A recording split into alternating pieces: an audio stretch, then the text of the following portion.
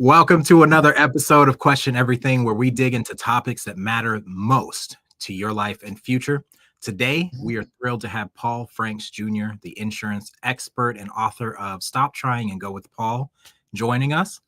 Paul Franks is a seasoned entrepreneur. He has dedicated over 16 years to building businesses and empowering others. He's married with a son and a grandson. He's passionate about helping individuals achieve financial freedom. And as an author and mentor, Paul has guided numerous people to six-figure incomes through proven strategies. He's also committed to helping others overcome debt, secure adequate insurance, and establish lasting financial independence. Paul's here to help us unravel the myths surrounding insurance that could be costing you and your family. From avoiding the common pitfalls to understanding what coverage that you truly need, this conversation is going to give you the tools to protect your financial future with confidence. Paul, how are you, sir? Man, I'm actually pretty good, man. Man, what I gotta do to hire you to introduce me from now on, man? You make me feel like I need to stand like 8 feet taller, man. But no, hey, I'm feeling great, even better now. You're already 3/4 of the way there, man. Right. Well, I gathered some of the most pertinent questions to ask you. It's not often, and I've seen you at work. I've seen your videos. I've seen how you talk about insurance and finances. Right. And there's no better person I would want to have on this podcast than someone who has the conviction and the experience that you do to talk to this straight. And just for the viewers to know, there's been no preparation. I did not show him these questions ahead of time. So what you're about to witness is from the heart and answers that he has spent this last 16 years building from experience. So the first question I have for you, one of the biggest questions I see people asking are, what are the biggest misconceptions that people have about insurance that end up costing them tons of money? So I'm gonna make sure I heard you correctly. You want to know what are the biggest misconceptions about insurance, or you want to know a few of them? Because there are a lot. I would say we don't have time for all of them. I know there's a lot, but what are the biggest ones that you encounter that cost people the most money? Okay, gotcha. Well, I would say this. Number one, many people think life insurance is an investment. The definition of life insurance, it says it is not an investment. It actually protects the investment. And when you're looking at insurance is really just, and I'm gonna talk to it plain and simple, because I graduated from Jack Yates with a PhD, public high school diploma, and I like things simple. Okay, went to college, but I didn't finish with a degree. But when it comes to finance, when it comes to insurance, investments, things like that, I do have you can say I have a degree with that. But this is really, really important. Understanding insurance is just transferring risk. You know, people will sell your insurance for anything, Greg. Like, for example, that you got cancer insurance, you got accidental insurance, we got, insurance. You don't buy insurance on a seatbelt because you can afford to buy another one. But you definitely want to put insurance on a car, because most people don't have cash to go write a check to buy a brand new car or to pay for someone dying. That's what car insurance is for. It's for to transfer the risk of you being sued and not having the money to pay. Does that make sense? Yeah, that actually makes the most sense. Right. So most people understand that when you buy a house, they won't allow you to get the keys until you get what on the house. What do they make sure you have on the house? Right. Now, if you pay cash, you don't have to get insurance on it, but it wouldn't be very wise to have a $500,000, $1 million house and not have insurance on it, catches fire, and you got to start over from scratch. So you're transferring risk to the insurance company. So if I lose my house, I want to make sure that I can be put back in the same place as I was before the house got burned down or a flood or whatnot. That's what insurance does. So when it comes to life insurance, this is what I firmly believe. Life insurance is meant for one thing and one thing only. It's not going to bring you back to life, Greg. It ain't going to bring me back to life. Life insurance is income replacement. It's supposed to replace the income that is lost. So let's say you're making $100,000 a year. You need to have anywhere between 8 to 12 times your income. We're not even going to type yet. We need to go to the amount. Why do most people say 10 to 12? If you know anything about ROI, return on investments. If you can get a 10% rate of return, let's say you're making 100 grand a year. If you put $1 million inside of a bank and you're getting 1%, 2% or less, if you spend 100 grand a year, your money's gone in 10 years. Mm-hmm. But if you're able to get a 10% rate of return on your money, 100 grand or $1 million will pay out 100 grand a year. And the biggest difference between poor people and rich people live off the principal, rich people live off the interest, or the interest they're making on their money, the return on it. So that's one of the biggest misconceptions. People looking at life insurance as an investment. Oh, I want to borrow money, which is one of the worst things you can do, because you're going upside down.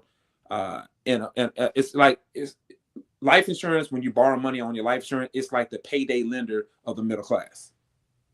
So, another misconception people don't realize, when you buy life insurance and you borrow money on it, they don't know that when you pass away, the amount of money you took out on your life insurance, they take it from the death benefit plus interest.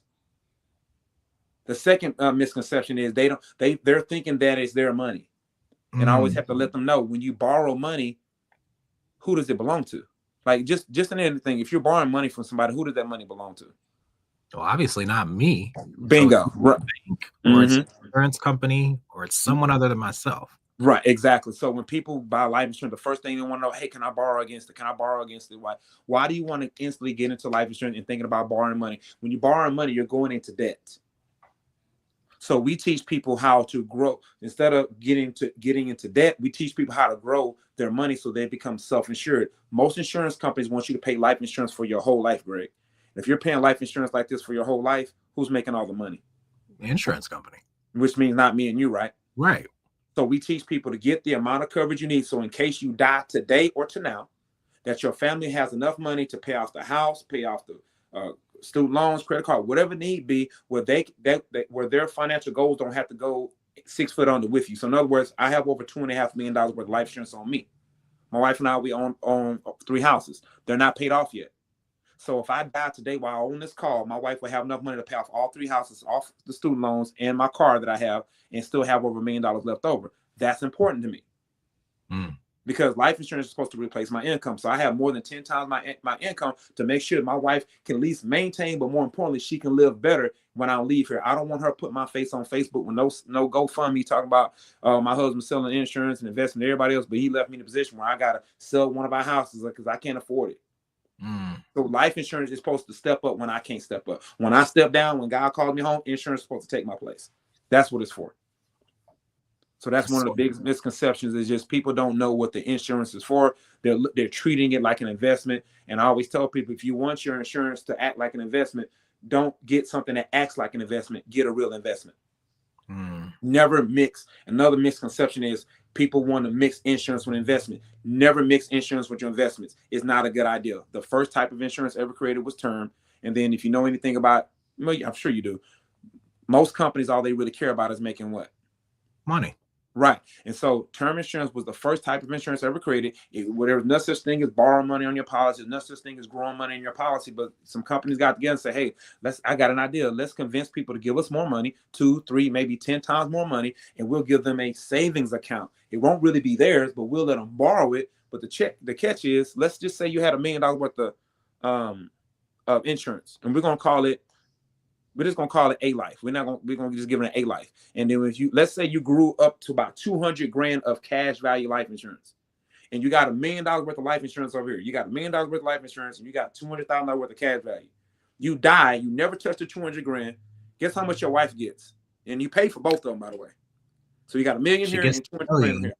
She loses the 200 grand cash value. I've heard you say this, so right. I'm cheating. Right. Yeah, you kind of cheated. But before talking to me, what do you think the average person thinks they would get? So if you got 200,000 here, you never touched the 200 grand. What does common sense say that your wife should get? The common sense before I heard you teach on this was that they would get the whole 1.2 because that's cash value.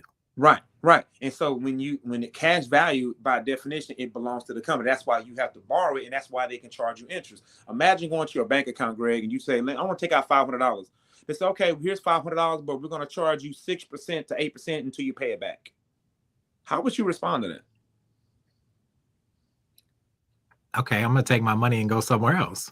Right. But and then here's another thing about insurance. When you're looking at whole life insurance, variable life insurance, and index universal life insurance, you are, no matter what they call it, if it grows an insurance with it, it says in the definition in the bylaws, it literally says we reserve the right to defer paying you up to 6 months. Other language says we may delay paying you up to 6 months. So if you need the money like right now for an emergency, they say they reserve the right to hold your money up to a half a year, unless you're using it to pay them. And when I tell people that, they laugh. They say, no, it doesn't. When I say, go and turn to page 16, they look at it, say, oh my God. And the one question I always ask this, and they always say no. Did your agent tell you that? So it doesn't matter for the agent. Right. And here's another thing: whole life insurance, universal life insurance. Their accounts normally grow between 1% to 4%, but they charge you normally 5% to 8% to take it out. And the only way you get both, you have to sign up for option B, which is even more expensive. And there's a link I sent you. So I want to show you some people that have no affiliation with me at all. And it shows an example where a client was paying for $1 million worth of whole life insurance and $1 million worth of term. Term cost the family $100 a month. The wife was the husband was a stay-at-home man, whatever you call that, stay-at-home husband. And then the wife was the breadwinner. So they gave her a $1 million whole life policy. They charge her 10 times more for the whole life so they can grow cash value. What I do with my clients, I say, instead of giving the insurance company $1,000, why not give them $100 and let me show you how to separate the $900 so when you need the money, you don't have to borrow it. The insurance company wants you to be insurance dependent. They want you to pay them for your whole life. It's designed for you to keep for your whole life. We teach you how to become self-insured and you'll become financially independent, which is the exact opposite of what the industry wants you to know. Because if you get rich too quick, Greg, guess what you're going to get rid of? If you're buying $1 million worth of life insurance from me and then you grow your money, you got $1 million, $2 million cash, guess what you don't need anymore, Greg? The insurance to bingo. Yeah, exactly. So why would I want to teach you how to grow your money if all I do is sell life insurance? It's a good question. We got some comments coming in, and one wow, wonderful. Let's hear it. that kind of caught my attention is Jeanette Dent said term is horrible, and I'm curious as to what her experience is with that, because I've heard so many mixed reviews from so many different people. Okay. I'm curious, so I'll let her comment on that if she's still watching. I would love to hear it, and I love to hear why she would say it's terrible, because I would love to hear the thought behind it. Because I used to think the same thing until I was taught some other things. So I would love to hear the logic behind that. Why is it terrible? Yeah, same. And then, I can show these. This is cool. So, okay. Sharice says, well, what does the Bible say? There has to be a way where the Bible comes into play here. There's a reason this is not work. There's a reason it is not working term. Just say, and also wondering. So I think you said something about the Bible says. I'm not sure. I don't know if she can rephrase it. And thank you, Sharice, for making a comment. So we can talk about what the Bible says. I'm a novice when it comes to the Bible, but I can tell you what I do know. The Bible tells us to owe no man nothing but to love one another. The Bible also says a borrower is a slave to the lender. The Bible also says that a wicked man borrows and don't pay back, but a righteous man leaves an inheritance for his children's children, talking about grandchildren. Okay. So and it also says that a man that don't provide for his own family is worse than an infidel, which means an unbeliever and has denied the faith. So God has called us to be the head and the head and not the tail, the lender and not the borrower. So what I am teaching is not just buying term insurance. So I want to make sure you hear the whole concept. I was answering his question. What I believe in is becoming self-insured. Because if you buy term insurance, I want y'all to think about this for a second.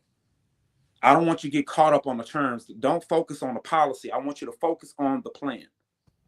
We have a client, Greg, who's paying whole life insurance or variable life insurance. We got whole life, universal life. We got your wife, whatever you want to call it.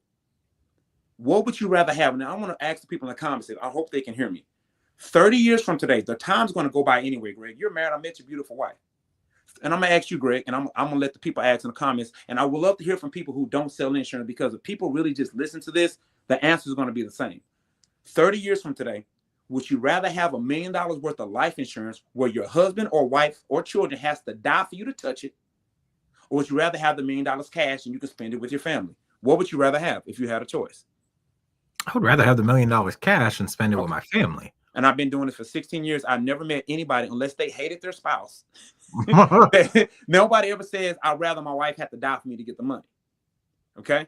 So we teach term insurance, which costs the client, you and me, like I have term. I have $2.5 million worth of term because it costs me 90% less than if I were to buy whole life or even worse. One of the things you see on TikTok all the time about IULs, talk about the top 1%. Oh, they use this to be your own bank. It's actually illegal to say whole life. It's actually legal to say that you can be your own bank with insurance. Like you can look it up. It's illegal to say that. People are getting fired. Up. So this just because it's on TikTok doesn't mean it's real. Yeah. So here's the deal. Here's the deal. And if you put that link in the comments about the Susie Orman, there's a guy that's paying $1,000 a month for his wife's whole life insurance and $100 for his term. If you take the $900 a month and you just invested it for the next 30 years. Now remember, if you got $1,000, if you put $100 toward insurance, if I die in the next 30 years, my wife gets $1 million. If I don't die in the next 30 years, I'm gonna have between $3 to $5 million, depending on how the market grows.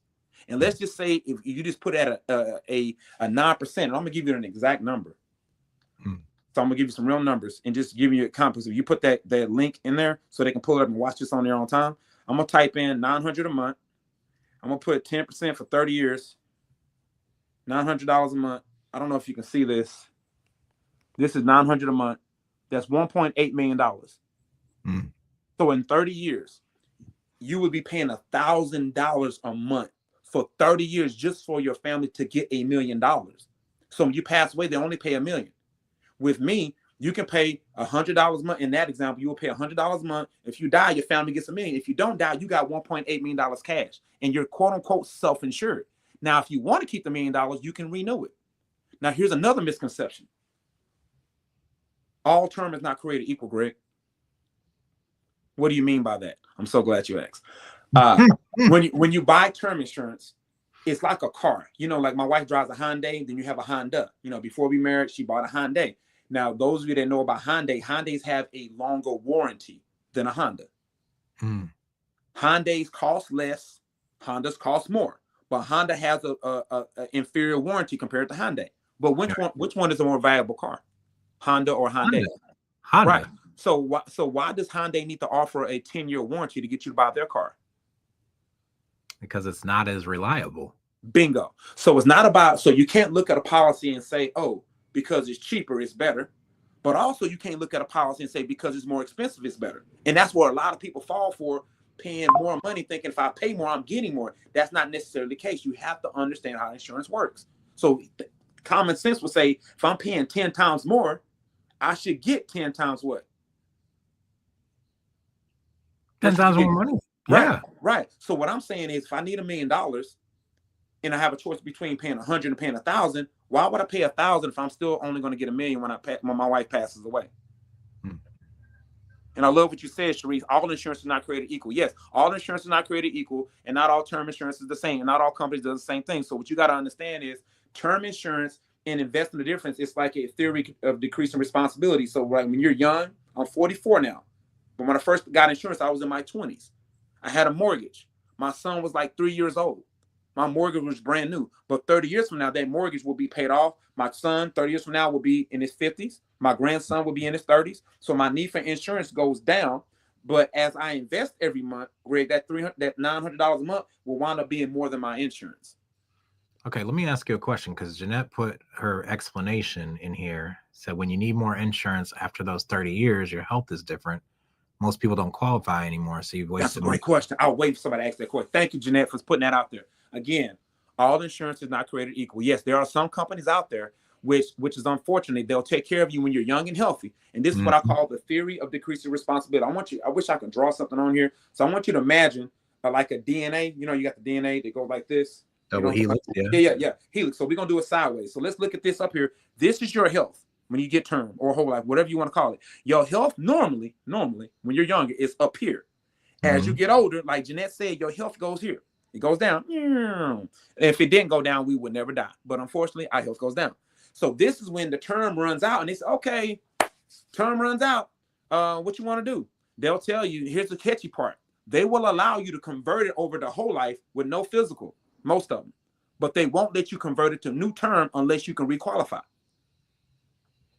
So my question is this.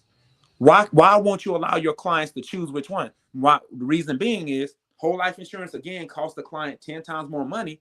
And most of the time, they don't allow you to go through a physical because that's where they make all their money. Insurance agents don't want you to know this. They make a residual income off of selling you whole life insurance, variable life insurance, and the biggest payers are the IULs, Index Universal Life Insurance.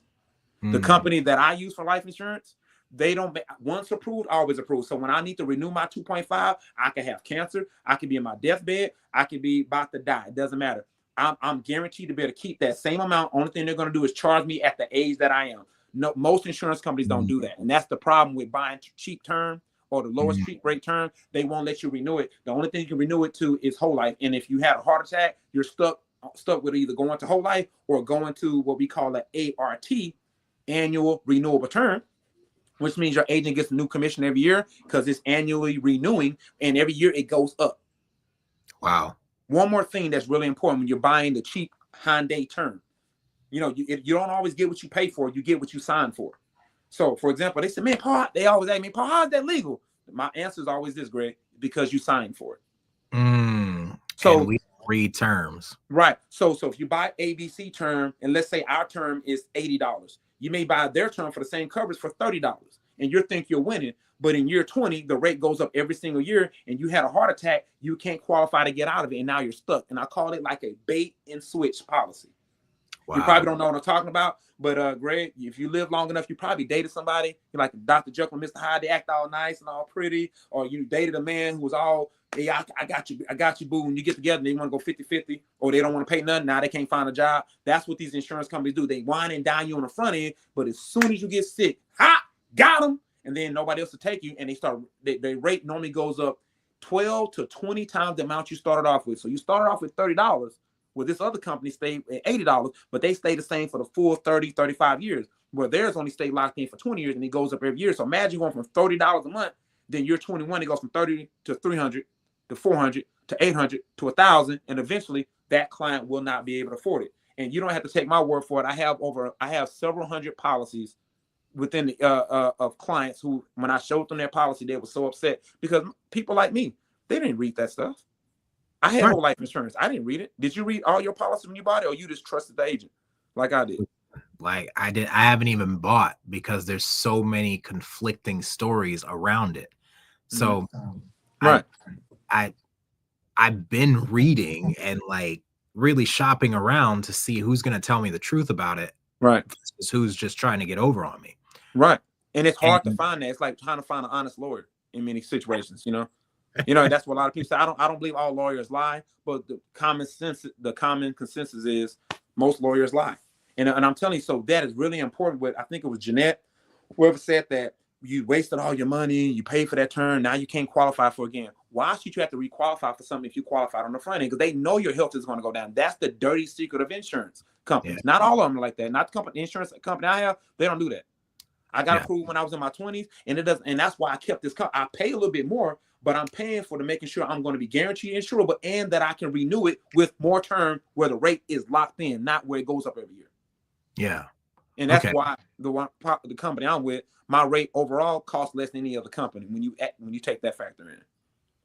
That's really good. So Sharice had said that she understands about the insurance not being created equal. She's just trying to find out how this will impact her family. And that is a perfect segue to the next question I had from people, which just kind of shows, right, that these are questions that people ask a lot. How can someone determine the right type of insurance for their family without getting overwhelmed by the options? Because that's where I'm at. That's where I know a lot of people are at, is just overwhelmed with all the options. So how do you determine the right type of insurance for your family? You got to find them, you got to find an agent that'll tell you the truth. Me and you, I know you're outside of this, so we're friends, but I'm gonna go back to the Bible.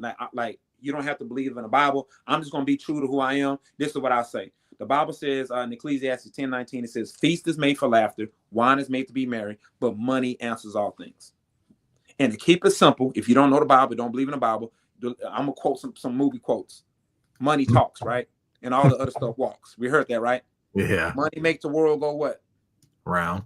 So the quickest question to find out what's the worst thing you to buy as a client, you should wonder which one pays the agent the most commissions. One more time.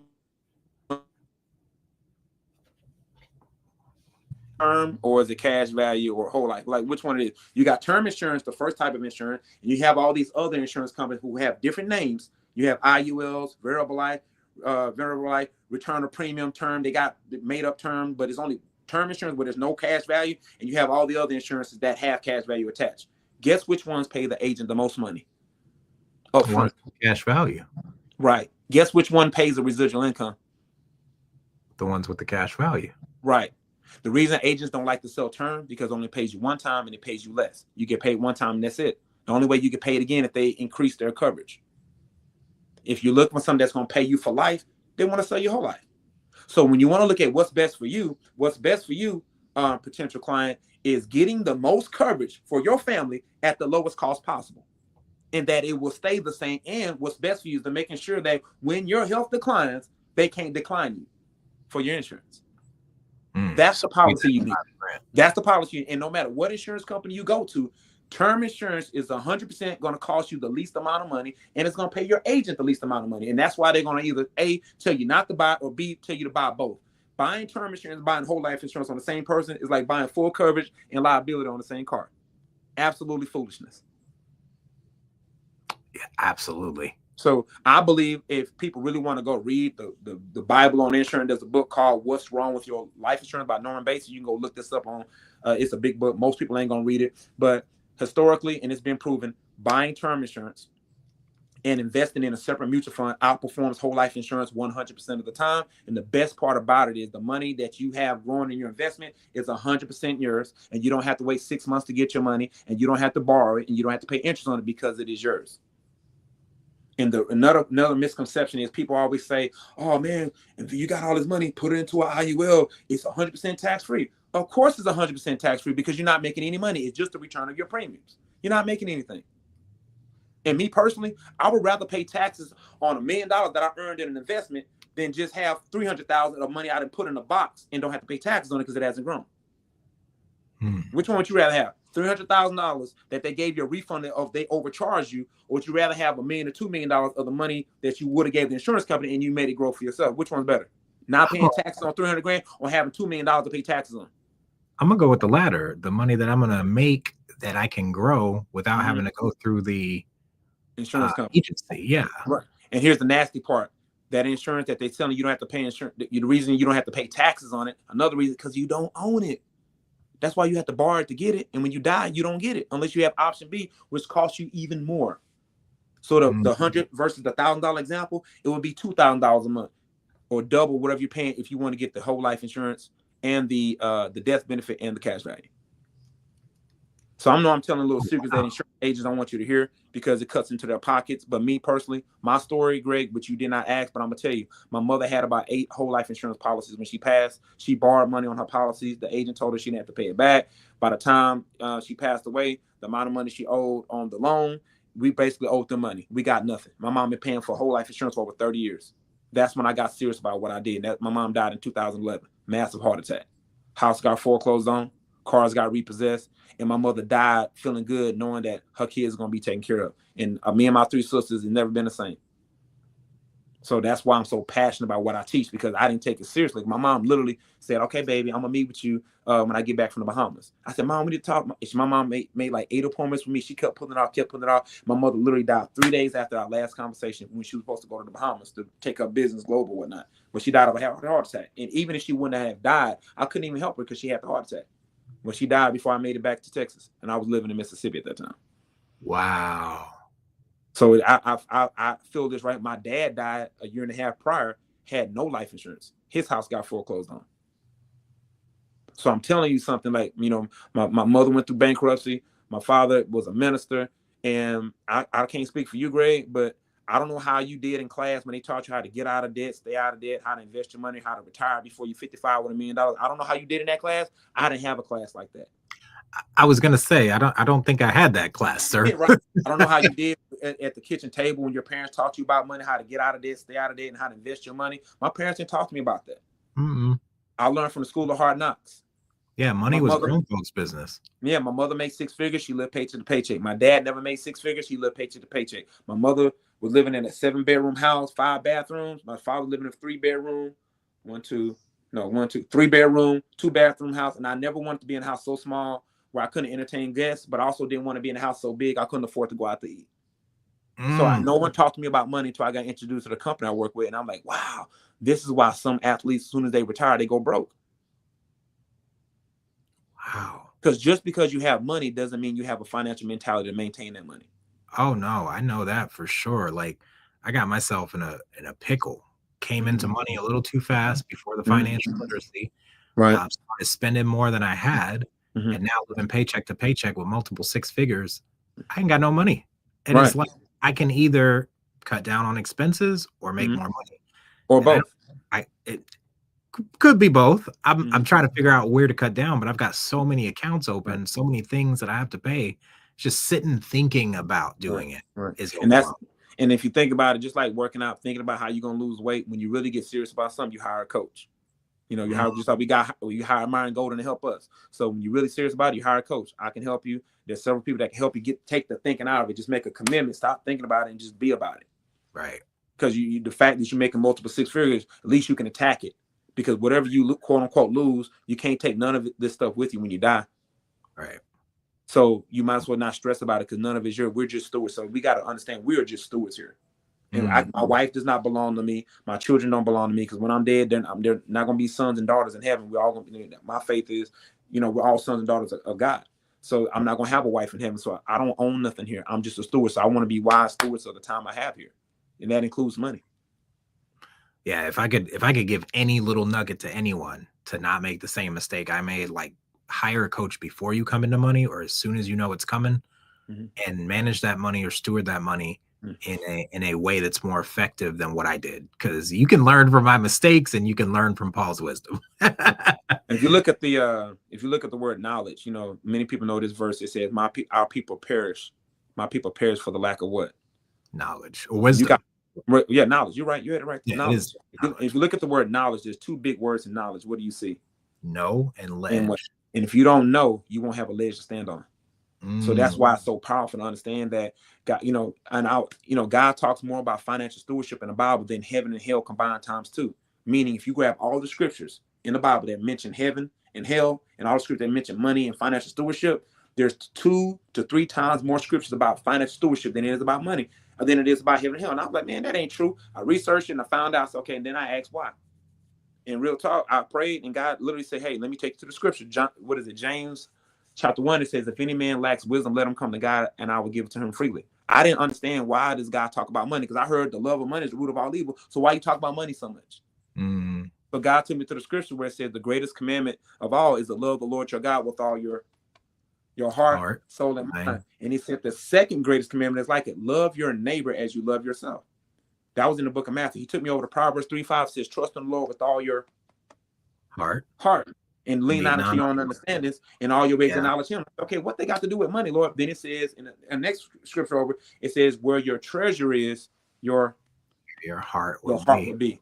So God doesn't care about having our money, but God understands that he can't have your heart if he don't have your money. Because God said there's only 2 masters in this world. You have God and you have mammon. Mammon is another word for money. That's why the love of money is the root of all evil.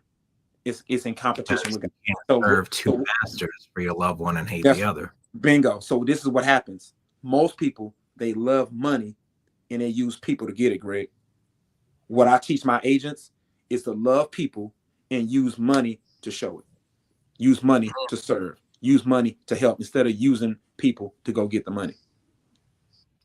And it really shows who you serve when you do that. Like when you serve out of the heart of serving people, the money is a byproduct. When you use people to get money, the money won't last. Right. And only people that spend time with you, people you got to pay to see you. I'm gonna quote a great theologian by the name of Dr. Bob Marley. He said, some people are so poor, all they have is money. Yeah, I saw that. And that, man, if I had to trade the money for the relationships, I'd go broke. Right. But I never seen nobody say, let me go look at my bank account one more time when they had 1 hour to live. Look at all the people. And just because people have money, like y'all can look this up. Y'all heard about the story of who was the guy that was with Michael Jackson? He died and left like 7 or 8 kids, $30 million. Was it $80 million each? It was a big bunch. Who was that? Quincy Adams? Was it Quincy Adams? I think so. I think believe it's Quincy Adams. Don't fact check me, but please don't fact check me. It's either $70 million he left each child. I think he had at least 7 kids. And then another thing, Chadwick Boseman, one of my favorite actors. I was sent an article, and when he passed away, now y'all know he passed away of cancer. A lot of people's cracking jokes about him looking skinny, but they didn't know he was battling with cancer. Another thing I want to talk about, misconception. It's more than this now, but last time I checked, it was about 57%, Greg, of people in America do not have a will. And what people don't realize that when you don't have a will, you're automatically given the state authority to choose who gets your money. Go look up Chadwick Boseman, the guy who played Thurgood Marshall, the guy who played Jackie Robinson, who played Black Panther, T'Challa, my favorite character. That's my name, one of my cars, T'Challa. He died with no will, even though he had cancer. And you would think, oh, he's an entertainer, he's an actor. Of course he would know. He died without a will. He had like $3.89 million. I'll send you the article what I got.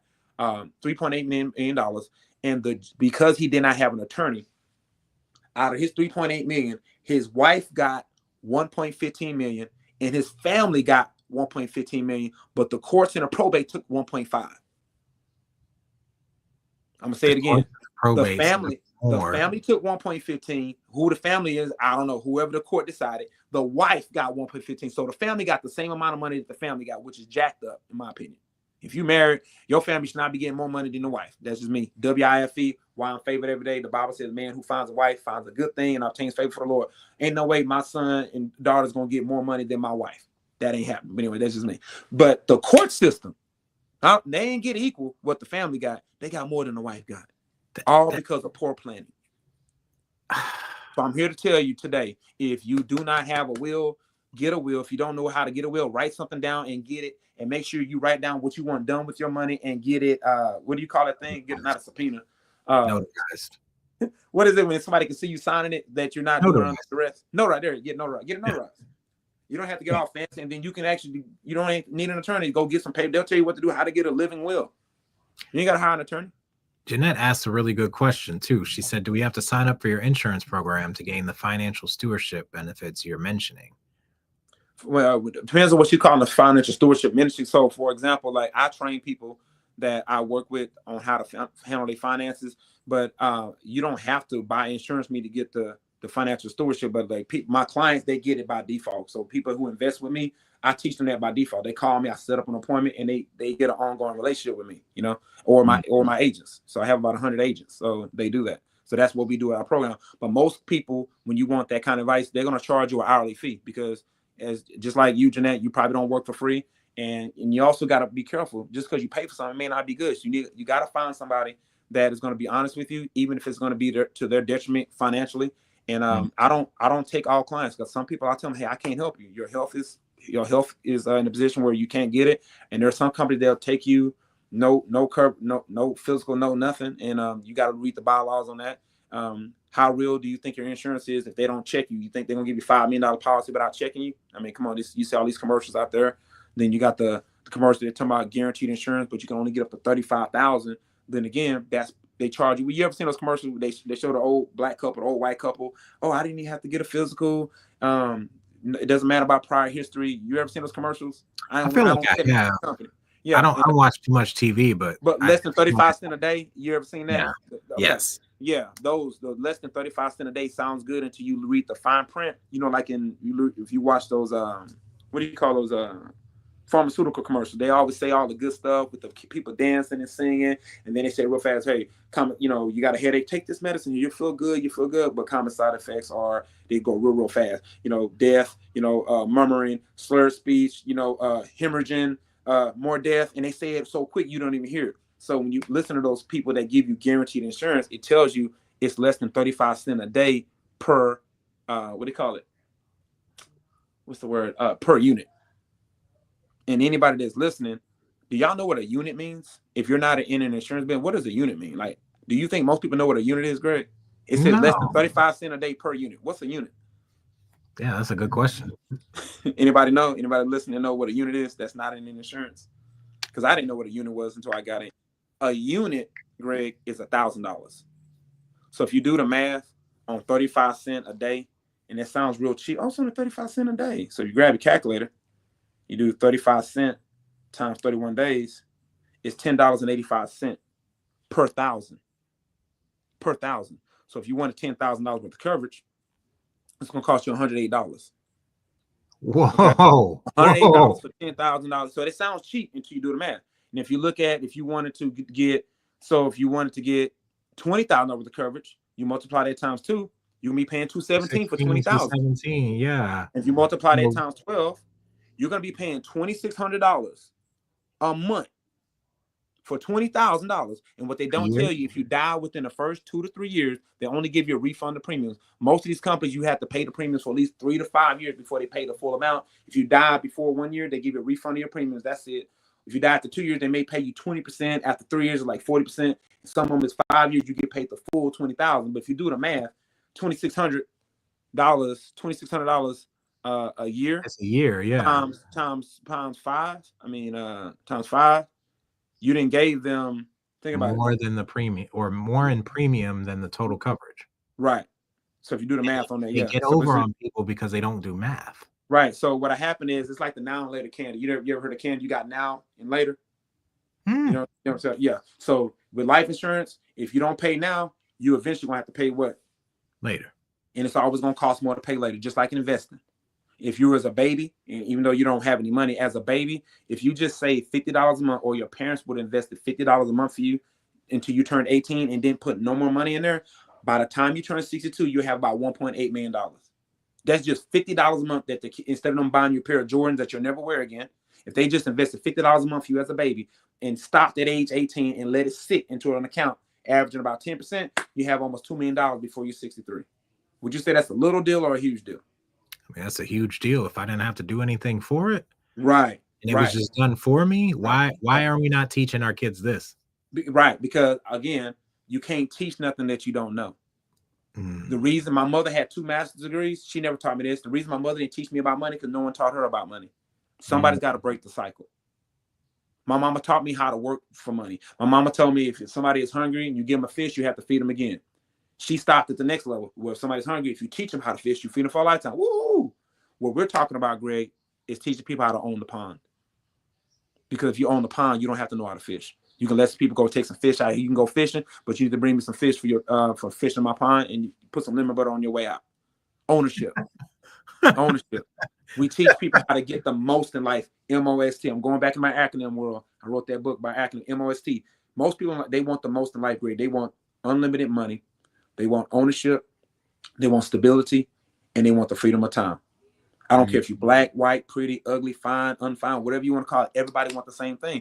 But you can't name one job in this world that's going to tell you that you can make anything you want to make. It's not unlimited money at any job. There's no ownership at a job. You can work there 40 years. They're never going to let you own it. You're never going to have stability if you live in the state of Texas, because you live in an at-will state. You can get fired at will. In time, they tell you the times you can come in. We got a day shift, night shift, whatever shift. Choose which one, but you don't get to decide, hey, I ain't coming in this month. I'll just come next month. No, they tell you how many days you could be sick in a year. And I'm not knocking employees. I'm not knocking it, because I've been an employee most of my life. But I watched my mother work until the day she died. I watched my father work until the day they died. And they own nothing at the end.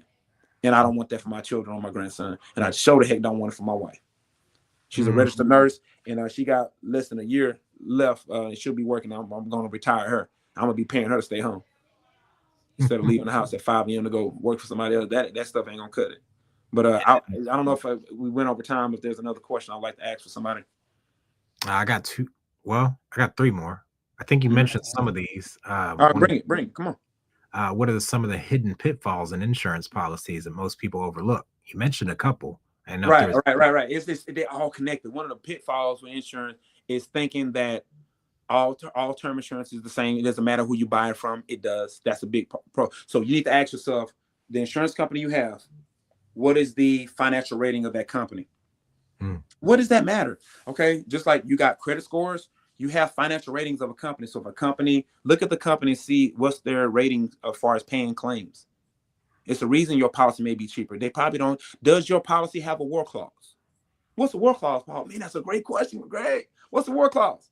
Let's say you die from an act of war. Somebody kills you because you look different, and their face say they can kill you. They can literally say, "Oh, you died from an act of war. We can't cover that. we can't really calculate. Some companies can get out of paying death claims because you died from an act of war. Oh, somebody struck America and it was a war. It was a missile. That's an act of war. So you want to make sure the policy you have does not have a war clause, which means a way to not pay you. The company I have insurance with, there are no war clauses. Okay. Most insurance companies do have a 2-year contestability period, which means for the first 2 years they can contest anything because they'll think you just bought the policy just to go kill yourself. So most policies you cannot commit suicide your first 2 years. So another misconception, because you used to be able to buy an insurance policy, then go kill yourself the next day and they got to pay. Now it's a 2-year waiting period. So not hoping nobody does that. My dad allegedly committed suicide in 2008 after his house got foreclosed on.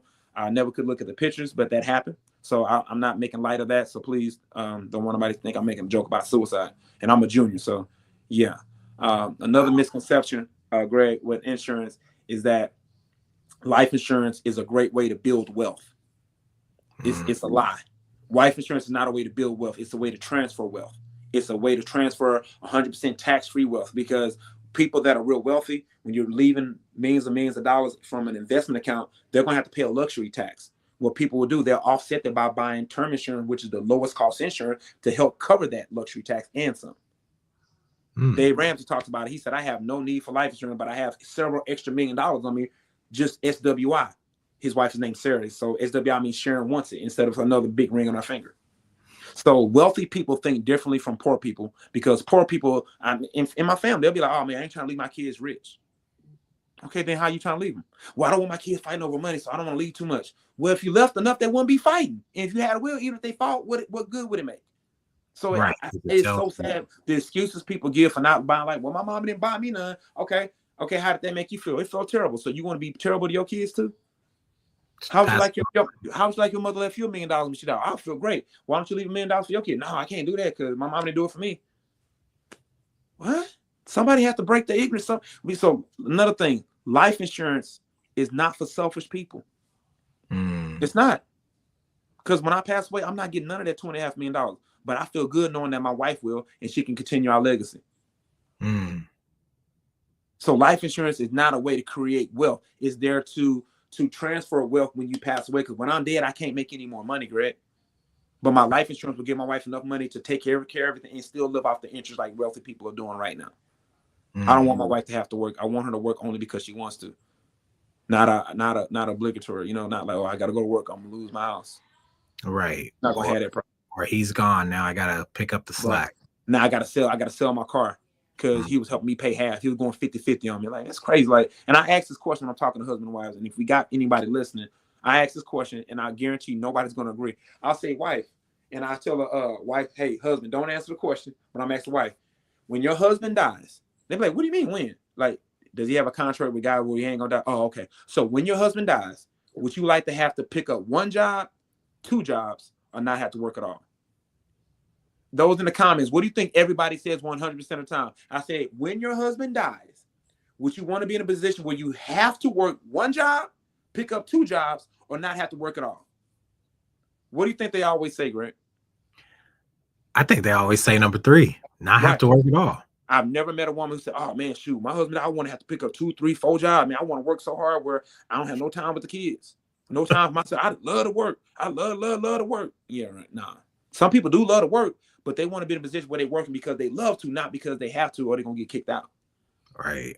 So that's the position husbands, men, talking to the men. You should leave your wife in a position where working is the last she can actually grieve properly. And a lot of people, I think, reason they be crying so bad, like, dang, man, I was already struggling with this ninja when he was alive, and now he gonna leave me all these bills, and then gonna leave me $4,000. That won't even pay cover the headstone for some people. Like, that's, and guess how many GoFundMe? Here's another misconception.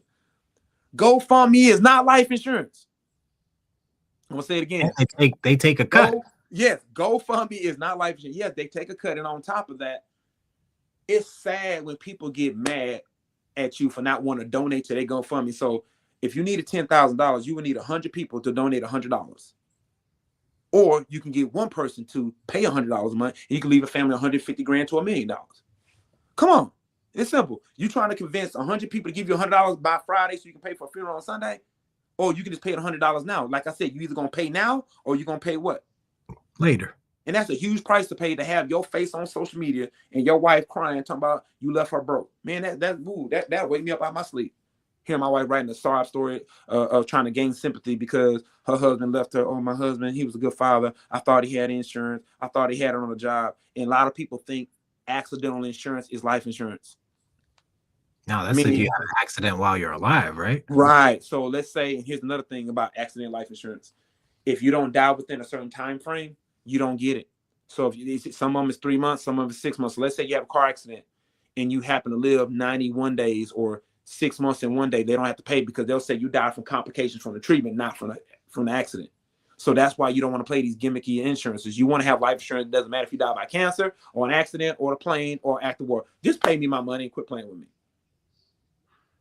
Stop getting all these gimmicky stuff. So, but I can't go into all the details with, it's so many misconceptions out there, but just because you're paying more or just because you're paying less doesn't mean what you have is what's best for you. Is to put it, say you need to meet with somebody that will do a customized plan just for you because nobody has the same goals, desires, or dreams. No, and it's not a cookie cutter type of thing. Right, right. And I'll say, I know we talk about insurance. I was just training some people about how they tell people about retirement, like 401ks, which is really sad. Most people have a one-size-fits-all retirement plan, Greg, and I haven't known you for years, but I do know this.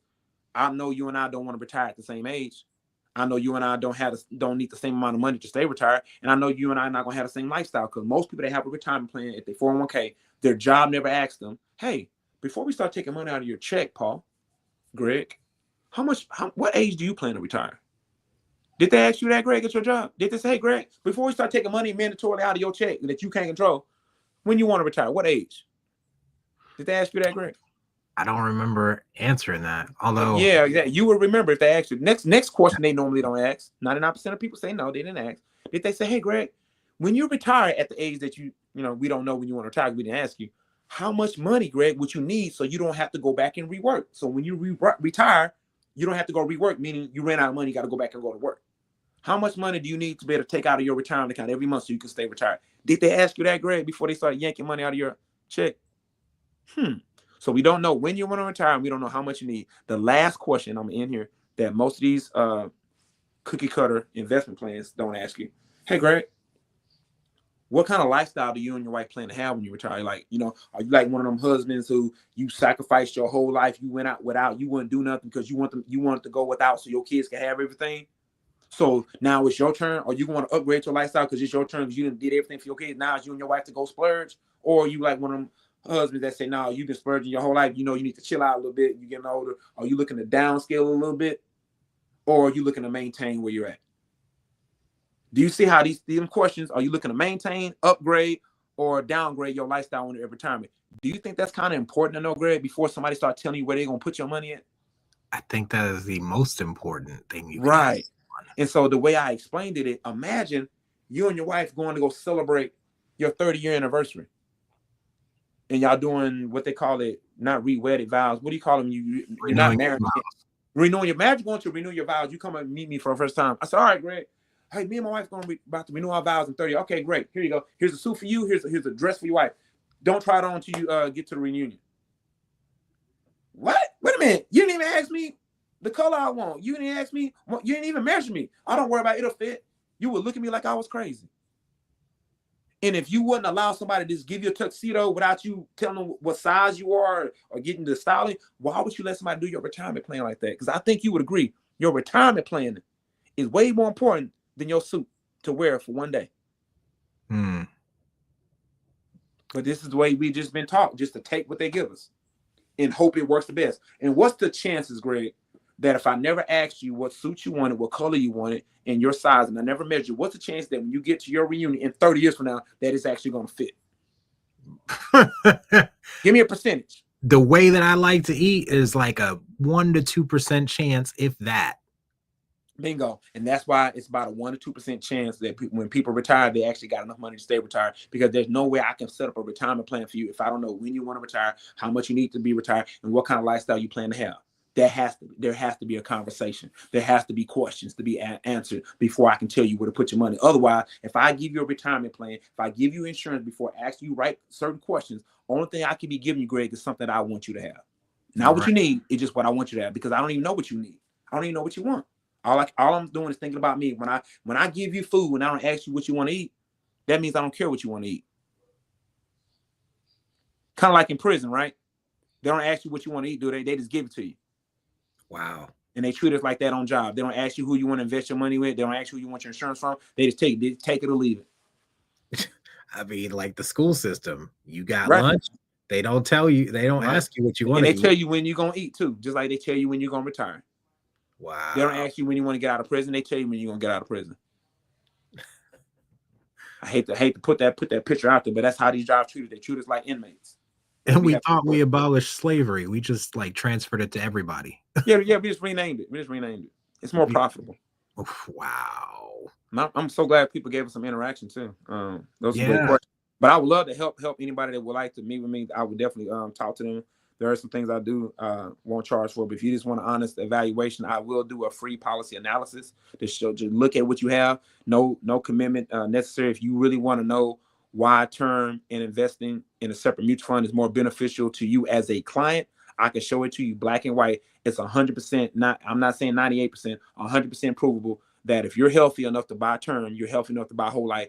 And term pays the agent the least amount of money, but it pays your family the most when you pass. And I'm more concerned about the client money. And here's another sad fact. I want to put this out here. 345 GoFundMe's opened up every day begging for money. Number two, most people spend more money to keep their cell phones on than they do to keep their family on. In other words, whatever their life insurance bill is normally 25% what they pay for this. Like they pay $200, $300 for their cell phone, but they want to pay $30 for their life insurance, just backwards. I pay over $400 a month for my life insurance, but I have more needs. But I know people that pay $400 for a pair of shoes, and they look at me like I'm crazy. You pay $400 for life insurance? Yeah, you pay $400 for them shoes that ain't worth nothing. So I ain't judging you. Don't judge me. Wow. You know? So yeah. Wow. Okay. So y'all heard it yourselves. We have busted every myth. We've answered the questions in the chat. I've got one more question. You've talked about the jargon that, to help people navigate around the signing, and you've offered a free consultation. So here's a question for everyone. For families on a budget, what strategies can they use to get adequate coverage without breaking the bank? Okay. Well, that's a great question. I'm so glad you asked. What we got to find out is what is breaking the bank. And what I always like to do is I use this right here. And I'm not trying to pick at anybody. I have two of these, and I have an iPad. And there's nothing wrong with having an iPhone. Nothing wrong with having these. These are luxuries. I'm going to say it again. These are luxuries. I'm going to say it again. These are luxuries. Even though we think we can't live without it, but I'm 44 years old, and cell phones did not exist when I was in high school. My mother had a mobile phone where you had the purse thing with the little cable. It was embarrassing. Like, I had a wood grain pager. We would get paid. We go run to a phone call. I felt I was real powerful. But cell phones did not exist, and I grew up okay. Just know this is a luxury, and I tell this to people, and they may disagree with it, but this is my belief. Anybody that can afford a cell phone can afford life insurance. Because if I had to decide between having my cell phone and having life insurance, I would turn my cell phones off, and I would use a home phone. But most people wouldn't do that. Oh, I gotta have my cell phone. But when you pass away, the cell phone is gonna get repoed. They're gonna be taken away. They're gonna be sold to pawn shops. I've seen it done. They help pay for your funeral. So just want to let you know, for the price of your cell phone bill, you can get a really decent amount of coverage for life insurance and an investment, so you can become self-insured where you don't need your insurance anymore. If that's too much, you can pay half as much as you pay for your cell phone and still get coverage. Because here's the thing that everybody would agree to, Greg. You may not be able to afford what you wanted. I needed $1 million policy when I first got in at 27. I couldn't freaking afford it. I couldn't afford it, right? But what I did do, I got what I could afford. Because we all agree, Greg, something is always better than what? Nothing. Bingo. And that's how you start. So you don't break the bank. You start somewhere and you build up gradually as you can. That's so good. That makes so much sense. That's so good. And so starting off with something, what do you start off with that you can upgrade later? Well, first of all, I look at this. People always say, what do you start off with? Well, let's look at a house. Is there a way I can draw on this screen? Do you have anything where you can draw something? Not on. Well, hold on. No, not on. Okay. We got to add that. So here's what I do. If we was on Zoom, I could actually I could have drew something, show you my little Picasso. So let's look at a house. The first thing you start off with a house, you always want to start with the foundation.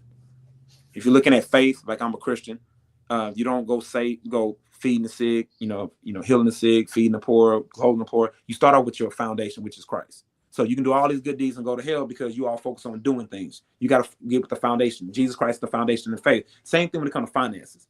The foundation. When can we die, Greg? Any moment. So when should we plan for it? Yesterday. Right. So the first thing you do, let's get the insurance out of the way. The next step is debt elimination. After you knock out some debt, you have more money to put into your retirement. And the last step is financial planning or income management.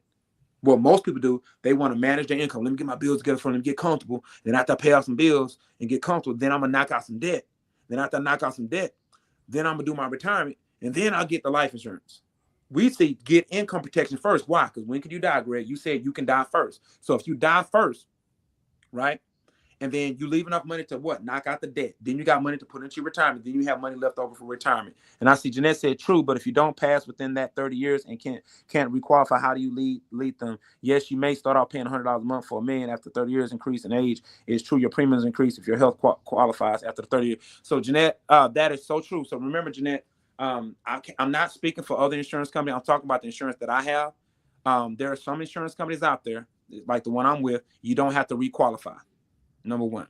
So what we teach is if you're going to pay term, you're going to buy term insurance is going to cost you less money off the rip. So whatever amount you buy, so let's say you're buying $1 million worth of whole life insurance. It'll cost you about $1,000 if you're 35. Or if you, but if you buy term, it costs you about $100, $200.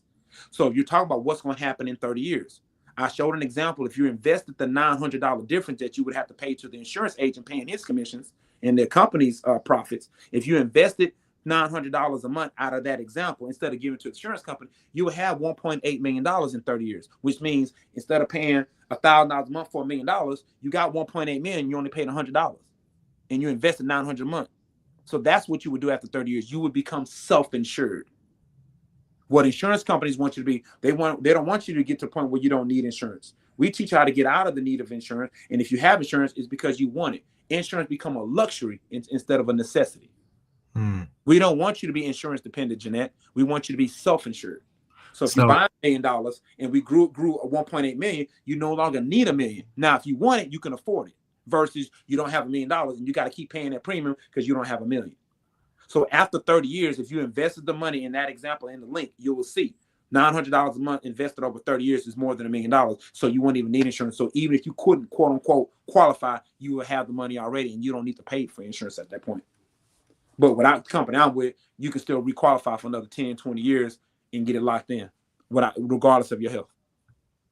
So that's why it's important who you get your insurance with, that they don't cheat, give you a nice little deal on the front end and screw you on the back end. I think Jeanette's situation, I know her. I think what she's asking is after she's done this, right? She's paid for 30 years. Now what? She doesn't. I think if I'm saying this right, she doesn't requalify now because of health reasons, but she's already done this. So what does she do now? So she's already had the policy for 30 years? I believe that's what I'm understanding. Jeanette, can you retype that? Because I want to make sure I'm answering the question you put in. Can you retype it? Can you tell me, have you already done this, or you give me a hypothetical in case you have done it? And while she's doing that, this is why it's important, Greg. Why it's so important to get this help while you can still qualify. Because if you've already had a heart attack, already had some heart problems, no company's going to qualify if you're $1 million or $2 million and you got heart issues. Even though they'll say it on the internet, oh yeah, you don't even have to go through. You just go through a few questions, and you don't even have to go through. You give me $5 million for $50 a month. Okay, yeah, Cracker Jack box insurance. Yeah, okay. Don't expect nothing from that. So now she's asking for others. Okay, asking for a friend. All right. Okay, so Jeanette, so asking for others. So if somebody's already has terminal illness, there's nothing that can be done for them getting $1 million policy. Nobody's going to give them $1 million term policy when they have terminal illness, unless they're charging them $1 million a month for it. Okay, it won't even make sense to pay for it. If you got that kind of money, you don't need it. So get with an insurance company. And oh yeah, that's a good one. Jeanette, let me talk about the VA. She said, this is another one. Oh, I got insurance already through the VA. Now the VA, and if she means VA, not Virginia, but she's talking about the veterans group. So one thing you can look at on your website, you can go to the website and see what the veterans sell you when you're in the military grade. I'm so glad you brought this up. They sell you a SGLI, which is the best rate. You can't beat it. SGLI stands for Service Group Life Insurance. That's when you're in the military.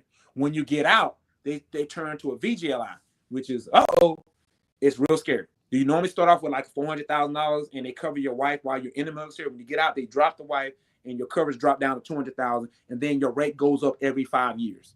So that you start off like $15 a month, it goes up to $200 a month. The next 5 years, $500 to $200. Then you'll be paying over $2,700 a month. Now remember, you're older now. Cost of living has went up. Your income has went down, and they're gonna be charging you $2,700 for the same cover. It's on your website. So what I would tell somebody, if you have a VA life insurance, VGLI, which is Veteran Groups Life Insurance, get you an independent policy out of that. And when that rate starts to jack up, get rid of it, because if you wait until you get sick, you're gonna be stuck with that policy. You're not gonna be able to afford it. And even if you could afford it, who wants to pay $2,700 a month for $400,000 worth of coverage? It's on your website. Go look up, type in VGLI rates. Every 4 years, your rates changes. Wow. $2,700 a month, man. It's outrageous. Imagine being over 70. I think once you turn 80, they don't go up no more. That's the only good news about VGLI. They stop raising after 80 years old. It's either 80 or 85. I think it's 85. Is that good news? Most people aren't making it to 80, 85. Anymore. Right. But when they do, they can't afford that rate. Right. So they have to lower it. Man, this has been one of the most powerful podcasts I think I've ever hosted. Mm-hmm. And I am so grateful to have met you in Myron Golden's inner circle. You meet a lot of good people when you elevate your circle, right? And especially when you elevate your circle with people that believe in the Creator, His word. So I'm just grateful. I know we prayed us in before the show started. I don't know if you want to pray us out before we go. Tell them where they can find you, how they can take advantage of this. I'll be honored to. You can find me on One Paul. That's all, and I don't mean like one like WONE, one like I won, WON, One Paul. That's all. You can also find me on my name on Facebook, Paul Franks Jr. You'll see a picture of me and my lovely wife, Amanda. I'm a regular person. I come from a family of 4, 3 sisters. You'll get my contact information once you do that. I'm on Instagram. I'm on Facebook. I'm the same person on each medium, but I'm gonna pray us out. And but y'all can contact me. If you know Greg, you can contact Greg. He'll give you my information. I don't want to just put it out there, and I want to know who's contacting me, because I get a lot of calls, because I have 100 agent people trying to steal my agent. So I want to make sure I'm taking real calls, not people trying to hire me, because I'm not looking to quit my job, quit my business to go work for somebody. So I got to monitor that. But thank you, Greg, for the opportunity to pray. Lord, I thank you for this opportunity. And I thank you, Lord, for those who are hearing my voice live and those who want to hear it later. I pray, Lord, you help us to know the difference between the wheat and the chaff. Lord, I pray, Lord, anything that I said that was not of you, Lord, that you remove it from the ears. And I pray that you use me, Lord, that they will be blessed, Lord. You said in your word in Deuteronomy 8:18 for us to remember. Anytime you tell us to remember, Lord, it's something that us to know that it is natural for us to forget. You said, remember the Lord your God, for it is you who gives us the ability to earn wealth. So we thank you for that, Lord. We thank you, Lord, for your word, that you're not a man that you can lie. And we know that your word will never return to you void. So I pray, Lord, for those who are hearing my voice, that they will seek wise counsel and not just go by what people say, but go by what they sign, and not be afraid to see if what they have can be made better. And one thing we know, Lord, we said in a multitude of godly counsel, there is safety. So we thank you, Lord. And you say where 2 or 3 gathered together in your name, there you are in the midst of them. So we thank you, Lord, for your presence. And we welcome you to continue to guide us every day of our life. In Jesus' name we pray. Amen. Amen. Amen. So, brother, hope somebody got something good from it. Love to get some feedback. You normally hear what people really think after the live. So maybe they were being nice. So hopefully you give me some feedback after. Hopefully, man. One last thing, Jeanette mentioned, she said she had VA for over 30 years. And she doesn't pay anything near that. So that's good. That's real good. Well, I don't know if she's still in the military, some type of route, but it's on their website. When it goes to VGLI, it goes up. It's not my opinion. And some people don't see it because it just comes out of their benefits. But if she goes onto the website, it's on the website, and it's universal for all states. VGLI. And I can show it to her. If she meets with me, I can show her for free, and I can show her how to look it up on her website. So I don't want her to think it's my opinion. I've been doing this about 17 years. Okay. Well, thank you. I'm glad she don't have to pay that. Right? That's what I was thinking. Right. Yeah. I have several veterans that I've helped get out of it, and they didn't even know because they don't talk about it. It's just kind of unwritten rules. Wow. Okay. Man, thank you for tuning in.